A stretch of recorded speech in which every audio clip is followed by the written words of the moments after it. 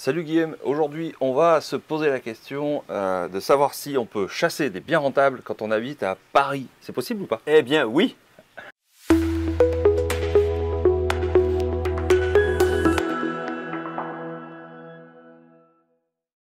Guillaume, tu es un de nos experts de l'école de l'abondance, tu es un de nos chasseurs et négociateurs de l'école de l'abondance et tu es aussi un de nos anciens élèves et tu nous as rejoints avec Ben dans l'équipe et ça fait plaisir vu les résultats que tu as et que tu obtiens.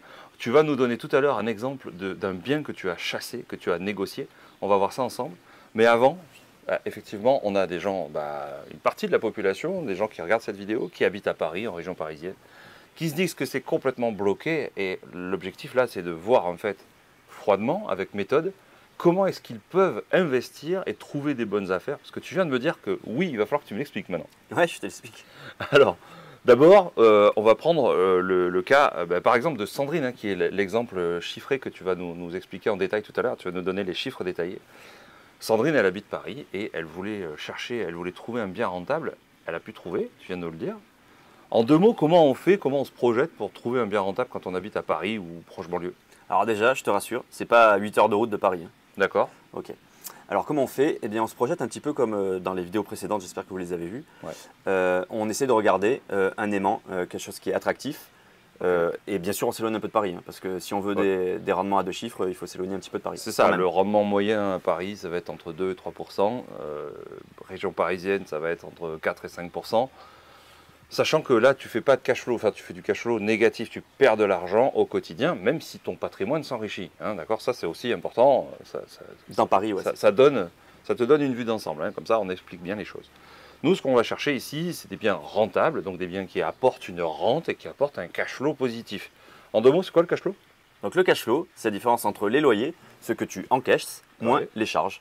Donc tout ce que tu vas débourser. Pour les mensualités, taxes foncières. Mensualité de crédit, taxes foncières, tu l'as dit, les charges de copro si c'est un appart, les frais d'entretien, etc. Donc en fait, c'est l'argent qui te reste à la fin une fois que tu as tout réglé. Oui, ça existe, c'est possible qu'il reste de l'argent. Et en plus, l'enrichissement patrimonial dont je parlais tout à l'heure, c'est tout ce que tu rembourses à la banque. Hein. Donc c'est à la fin, à la fin du crédit, le bien il t'appartient. Donc tu as cet enrichissement en plus. Donc effectivement, en région parisienne, tu peux faire de la plus-value, etc. Mais pendant le moment où le bien est loué, tu vas pas faire du cash flow positif. Tu vas pas gagner de l'argent tous les mois avec cet investissement. Donc voilà pourquoi tu nous dis on s'éloigne de Paris. Alors déjà, première étape, donc on s'éloigne un peu de Paris. D'accord. Tu nous as dit on s'éloigne à moins de 8 heures de Paris. Donc là, tu nous as fait une tranche entre 1 heure et 8 heures. Ok.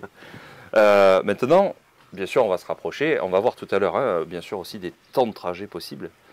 L'idée, c'est aussi de voir que on va aller chercher donc un aimant, comme tu disais tout à l'heure. Un aimant, c'est quoi? C'est quelque chose qui attire ce qu'il y a autour. En quelques mots, un aimant, ça va être un lieu, un secteur ou une ville ou peut-être un gros village ou une petite ville qui va attirer des gens. Ouais, c'est ça. Avec une activité économique, des magasins, des zones d'activité commerciale, des zones industrielles, etc.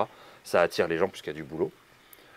Et qui n'est pas forcément la capitale ou une préfecture d'un département. Non. Ça peut être plus petit. Ok, à partir de là, je peux commencer à regarder autour et on va peut-être trouver des biens rentables. Ouais, tout à fait. Allez, et avec des budgets donc raisonnables. Ok. Donc on part sur combien là? 3 heures, 4 heures de route en partant de Paris? Non, même pas. Pas besoin de partir sur 3-4 heures. Il est où l'exemple que tu vas nous donner tout à l'heure? C'est à la louche, c'est quelle distance? C'est 1h50 minutes. 1h50 de en Paris. voiture. Ouais. En voiture, ouais. Ok. Donc à 1h50 de Paris, tu as trouvé un bien rentable, tu vas nous donner les chiffres tout à l'heure. Ok. Donc voilà, d'abord, ce que je voulais, c'était savoir si on peut le faire. Si tu veux en savoir plus sur la chasse et la façon dont Guillaume chasse et va trouver des biens rentables, même pour nos clients parisiens, eh bien c'est tout simple, tu cliques dans la description, tu vas trouver un lien sous cette vidéo. Tu vas trouver un lien pour apprendre comment fonctionne la prestation de chasse qu'on propose à l'école de l'abondance. Et maintenant, en plus, tu connais Guillaume qui gère la chasse et qui chasse lui-même. Alors Guillaume, tu nous as dit que tu allais nous présenter en quelques mots l'immeuble de Sandrine que tu as chassé pour elle, qui habite donc à Paris. Ouais. Alors, donne-nous quelques mots, quelques chiffres. Déjà, allez, c'était affiché combien au départ? Tiens, on va partir vraiment de la genèse. C'était affiché combien? Alors, l'immeuble était affiché à 117 000 euros. 117, ok. Ouais. Et on a réussi à le négocier à 98 000 euros. D'accord. Donc 19 kilos, Ouais. 19 000 euros de négociation déjà, parce que ça fait partie aussi du talent du chasseur. C'est pour ça que je t'ai présenté comme ça tout à l'heure, chasseur, négociateur. Exactement, trouver et aussi négocier. Effectivement. 98 000 euros. Petit piège, il y avait des travaux pour qu'on puisse le mettre en location. Il était déjà loué. C'était quoi un petit peu l'historique? Déjà loué, déjà loué. Déjà loué. Combien d'appartements dedans? Il y avait 2 appartements. Ok, 2 appartements, donc une moyenne de 50 000 euros par appart. C'est bon, ça colle avec mes critères. Tu sais que moi, grosso modo, à partir du moment où on est entre 40 et 50 000 euros par lot, hein, on va l'appeler comme ça, par appartement, on sent que c'est à peu près rentable. Donc là, on est dans le critère, parce que tu as fait 98 000 euros pour 2. Mais il y a plus encore. Ah, il y a plus encore. Ouais, il y a plus encore.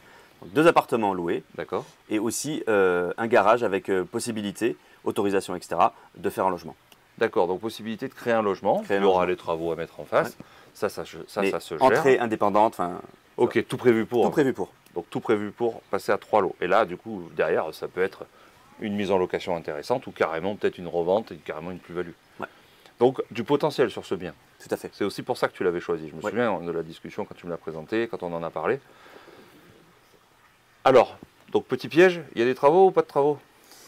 Des petits travaux, parce que, enfin, Ouais. du C'est même plus rafraîchissement. du travaux. Hein. Ouais, non, voilà, exactement. C'est du rafraîchissement. J'hésite sur le terme, c'est du rafraîchissement. Ok. Ok, combien à peu près? 7 000. 7 000 on avait estimé. Ouais. En sachant que, en plus, tiens, une notion importante. Quand tu vas chiffrer des travaux, quand tu es en train de chasser toi-même hein, tes appartes et tout, il y a une notion importante, je me souviens de Sandrine, c'était un cas, on en a parlé, c'est que tu n'es pas obligé de tout faire de suite. Eh oui, dans son exemple, ils sont déjà loués les appartements. Ok? Donc il y a des gens qui y sont et qui sont bien. Après, si tu dois, je crois qu'il y avait une fenêtre à changer. Ouais. Si tu vas changer une fenêtre, que tu achètes au mois de juin, l'appartement, tu as les clés au mois de juin. Tu n'es pas obligé de faire changer la fenêtre en juin ou en juillet. L'idéal, c'est de les changer avant l'hiver. D'accord? Donc tu vas le faire peut-être en octobre. Mais pour dire que tu n'as pas besoin d'injecter cette trésorerie de suite, ça aussi c'est de la gestion de trésorerie, puisque tu deviens investisseur professionnel, on t'apprend à le faire, ben, effectivement tu vas aussi gérer ta trésorerie. Donc ok, 7 000 euros de travaux, c'est pas beaucoup, et encore là c'était estimé majoré, mais au moins on ne prend pas de risque. Ouais. D'accord? Parce que quand tu chasses, tiens, en 2 mots, comment ça se passe? Tu prends les critères de Sandrine, là dans son exemple. Oui. Bah, elle habite à Paris, donc toi tu pars de Paris. Tu lui as dit, écoute, il va falloir environ 1h30, 2h de route maxi, et on va trouver. C'est ça. Ok. Donc après toi tu t'es mis à chasser, tu es allé sur le Bon Coin. C'est tu toujours chasses comme sur ça. le Bon Coin ou tu as des outils spéciaux auxquels les gens n'ont sur pas le Bon accès, Coin, mais comme tu le dis, c'est ça, c'est hyper important. C'est-à-dire que réunion hyper importante avec Sandrine, Ouais. durant laquelle on tombe d'accord sur la zone de chasse Ouais. et surtout le timing, quoi, le temps pour aller de chez elle à cet jusqu'au immeuble. bien. Ouais, Jusqu'au ouais. bien, ouais. D'accord. Plus d'autres critères que tu verras avec les gens qui sont intéressés. Et ensuite, bah là, ok, tu ouvres le Bon Coin, tu regardes un petit peu ce qui se passe. Toi, tu avais déjà pris en compte la négociation que tu allais pouvoir faire. Ouais. Tu as chiffré les travaux. Et après, c'est quoi que tu as ramené à Sandrine? C'est quoi le résultat? Une offre contre-signée, acceptée par le vendeur. Contre-signé par le vendeur. Ouais, tout à Donc fait. signé par Sandrine, signé par le vendeur. Ouais. Donc ça, c'est le résultat de ta Donc chasse. prix accepté. Exactement. Donc après négociation. Et toi, du coup, tu amènes, c'est pour ça que je t'amène un petit peu sur ce terrain, pour comprendre un peu comment ça fonctionne. Et toi, tu amènes aussi un chiffrage, bien sûr, une estimation de travaux Toujours. à Sandrine dans cet exemple, et que tu as un peu majoré. Mais on va rester là-dessus. Donc 105 000 euros, coût total. D'accord? Les loyers alors, sans faire le 3e appart, mais juste avec ce qui était déjà loué, donc finalement, tout fait dans le canapé. 970 euros. 970 euros de loyer mensuel, total. Oui. On a dit 105 000 euros d'achat, travaux compris. Ça fait un rendement de combien, ça? Ça fait un rendement, je regarde mes notes, ça fait un rendement de 11,08%. 11,08%. Ouais. Donc on est à cash flow positif. Oui. Grosso modo, elle doit être dans les 200 euros environ de cash flow total là, sur cette affaire. Ouais. Bon, 200 euros par mois qui tombent pour un petit investissement d'environ 100 000 euros. Sandrine, elle a 2 appartements qui sont déjà loués. En plus, on parlait de petit budget. Tu as majoré, bien sûr, mis en sécurité le chiffrage travaux. Et la fenêtre dont on parlait, par exemple, c'est une fenêtre qui était abîmée, mais qui est déjà en double vitrage, déjà isolée finalement. Au premier étage. Ouais, au premier étage, ça craint pas. Donc l'idée, c'était vraiment de rassurer Sandrine, Donc tu avais budgété un petit peu plus. Et Sandrine, donc très satisfaite alors qu'elle n'y croyait pas au départ. Exactement. Sandrine, qui habite à Paris, elle pensait que c'était du domaine de l'impossible. Donc cliente super satisfaite, ça fait plaisir. Exactement.